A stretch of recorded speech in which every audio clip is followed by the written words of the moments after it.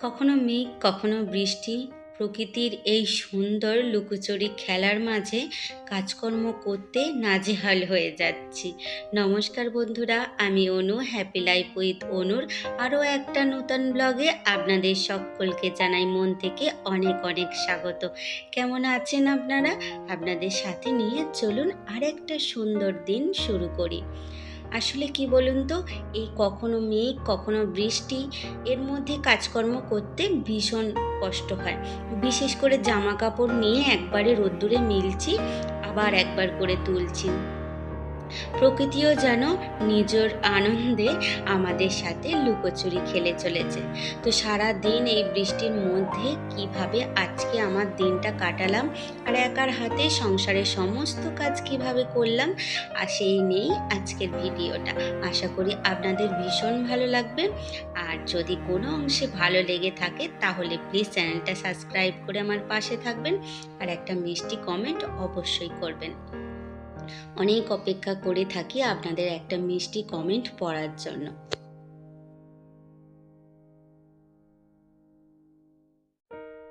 সকালের দিকে বেশ ঝমঝমিয়ে বৃষ্টি নেমেছিল, ওই 5টা থেকে 5:30টার দিকে।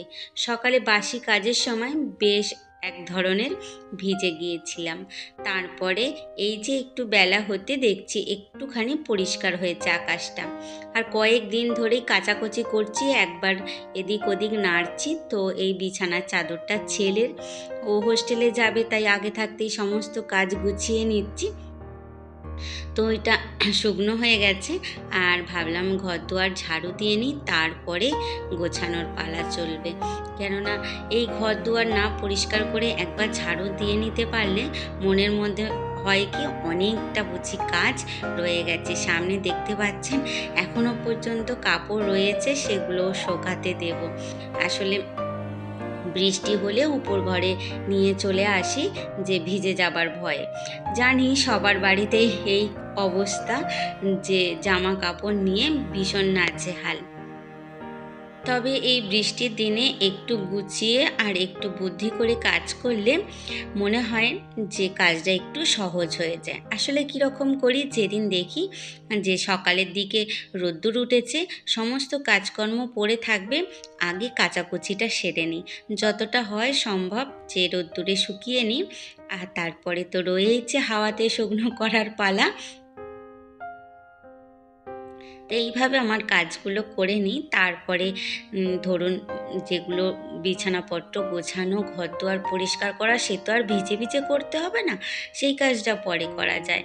আর যেগুলো একদম মনে হবে যে একটু রোদ্দুর হলে ভালো হয়, সেই কাজগুলো করে নিই। বিশেষ করে মশলাপত্র এই বর্ষাকালে একটু রোদ্দুর হলেই, না রোদ্দুরে দিলে নষ্ট হয়ে যাওয়ার ভয় থাকে। তাই দেখি যে কখন রোদ্দুর উঠেছে, একটু জিরে, মৌরি, সর্ষে এগুলো মাঝে মধ্যেই রোদ্দুরে দেওয়ার চেষ্টা করি, না হলে নষ্ট হয়ে যাওয়ার ভয়টা বিশেষ থাকে। ঘরের টুকটাক কাজকর্ম করতে করতে ভীষণ খিদে পেয়ে গেছিল।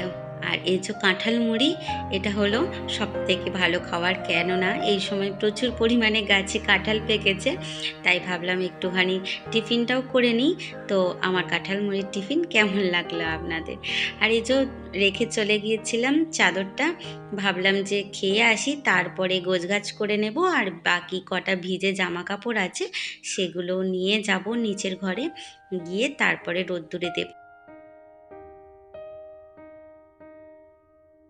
হালকা একটু রোদ্দুরও উঠেছে, ভাবছি সমস্ত জামা কাপড়গুলো তাই নিয়ে চলে যাব। আর এই ওপর নিচে সারা দিন যে কতবার ওঠানামা করতে হয় তার নেই ঠিক। আর এই যে দেখেছেন উঠোনটা এখনও ভিজে, সকালে ভালোই বৃষ্টি হয়ে গিয়েছিল, তাও এখনও শুকনো হয়নি। একটু যেই রোদ্দুরের মুখ দেখেছি, জামা কাপড়গুলো আবার নামিয়ে দিচ্ছি। জানি একটু পরেই মেঘ ধরলে আবার গুছিয়ে নিতে হবে, তবুও যতটা সম্ভব করা যায় এইভাবেই কাজগুলো করে নিচ্ছি। কেননা আকাশ তো আমাদের সাথে যার লুকোচুরি খেলা শুরু করেছে। আর এখন গ্রীষ্মকালে, বর্ষাকালে তবু তো উঠানে একটু রোদ্দুর আসে, আর শীতকাল হলে ওই যে সামনে কাঁঠাল গাছগুলো দেখা যাচ্ছে, ওগুলোতে পুরো বাড়িটা ছায়া হয়ে যায়, একদম রোদ্দুর আসে না। আর গ্রীষ্মকালে উঠানে পা দেওয়া যায় না। মানে কী যে পরিস্থিতি, মনে হয় যে শীতকালে যদি একটু রোদ্দুর হতো খুব ভালো হতো। আর এখন রোদ্দুর আছে বলে মনে হয় যে না, একটুখানি রোদ্দুর কম হলে ভালো হয়। তো যাই হোক, আধ ভেজা কিছু ভেজা জামা কাপড় সমস্ত কিছু শোকাতে দিয়ে দিলাম। আর এই যে উল্টে পাল্টে শুকনো করছি, মনে হচ্ছে যে রুটি ভাজার মতো করে জামা কাপড়কেও সেঁকে নেওয়া হচ্ছে রোদ্দুরে। আসলে বর্ষাকাল হলেই এরকম হয়, না হলেই জামা কাপড় ভীষণ গন্ধ হয়ে যায় আর পরতে তো একদমই ভালো লাগে না। এই যে অফ ক্যামেরায় রান্নাবান্না সমস্ত কিছু জোগাড় করে নিয়েছিলাম। আসলে ক্যামেরা অন করে যদি সমস্ত করতে যাই তাহলে ভিডিওটা বেশ বড় হয়ে যাবে। আজকে বিশেষ কিছু রান্না করব না, ডাল ভাত তো হয়েই গেছে, কাঁকরোল ভাজা আর এই যে নোনা মাছের তরকারি। জানি না কে কে এইভাবে তরকারি করেন, তবে আমাদের বাড়িতে তো খুবই হয়। আর মধ্যবিত্তের এইভাবে সিম্পল রান্নাবান্না, জানি না আপনাদের পছন্দ হবে কি না। পটলটা আর মাছটা ভেজে রেখেছি, আর একটু বেশি করে পেঁয়াজ দিয়েছি, আর এর ওপরে আলু তুলে রেগুলার মশলা দিয়ে সামান্য একটু কষিয়ে নিয়ে জল ঢেলে দেবো। তারপরে পটলটা তুলে দেব, পটল আলু সিদ্ধ হয়ে গেলে মাছটা দিয়ে নামিয়ে নেব। জানি না এইভাবে আপনারা কারা কারা নোনা মাছ করে খেয়েছেন, তবে একবার করতে পারেন, ভীষণ ভালো লাগে খেতে। আমার তো ভালোই লাগে। আর আপনাদের কেমন লাগলো যদি রান্না করেন অবশ্যই আমাকে কমেন্টে জানাবেন। আর এই যে চন্দ্রমুখী আলু বলে বেশ মোটা মোটা করে আলুগুলো দিয়েছি, যখন আলুগুলো গলে যায় এটা খেতে খুবই ভালো লাগে আমার কাছে। আর আমাদের বাড়ির সকলেই অবশ্য পছন্দ করে, শুধু আমার পছন্দের আমি রান্না করি না, সকলের পছন্দের রান্নাটা করি, আর সেই পছন্দটাই আমার পছন্দ। আসলে গৃহিণীদের এইরকমই হয়, নিজের পছন্দ বলে কিছু থাকে না, সকলের পছন্দটাই নিজের পছন্দ বলে মনে করি। তো মাছগুলো দিয়ে দিলাম, তরকারিটা হয়ে গেছে। আর আকাশে প্রচুর মেঘ ধরেছে, বাইরে একবার ছুটে বেরিয়ে এলাম দেখতে। তো এই দেখুন জামা কাপড়গুলো ছুটে তুলে নিয়েছি আর বৃষ্টি শুরু হয়ে গেছে এর মধ্যেই। ওই যে বললাম কখনো মেঘ কখনো রোদ্দুর, তার নেই ঠিক। আবার ওপর ঘরে ছুটছি জানালাগুলো বন্ধ করতে। একটুখানি পরিষ্কার আকাশ দেখে ভেবেছিলাম এই পাল্লাগুলো সব খুলে দিই, ঘরের বদ্ধটা কেটে যাক। তো না, সেটা তো আর কপালে সুখ সহ্য হবে না, তাই আবার ছুটে ছুটে আসছি এগুলো বন্ধ করতে, না হলে বিছানাপত্র সমস্ত ভিজে যাবে।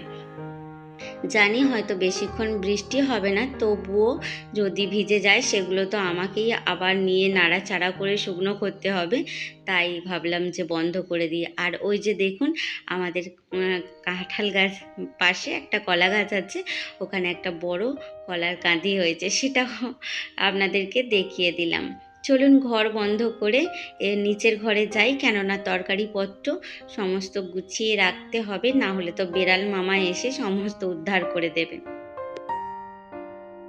বেশ কিছুক্ষণ বৃষ্টি হচ্ছিল আর বৃষ্টিও দেখছিলাম, কেননা এদিকে সমস্ত কাজকর্ম হয়ে গেছে, খালি বাসনপত্র ধোবো আর স্নান করব, এইটুখানি কাজ ছিল। তারপরে দেখুন কিছুক্ষণ বাদে আবার রোদ্দুর, জামা কাপড়গুলো আবার আমায় মেলে দিতে হবে। আকাশের পরিস্থিতি তো এইভাবে চলতেই থাকবে, এইভাবে লুকোচুরির খেলা। তাহলে চলুন আজকের মতো আসি, দেখা হবে আবার নতুন একটা দিনে নতুন একটা ব্লগে। খুব ভালো থাকবেন।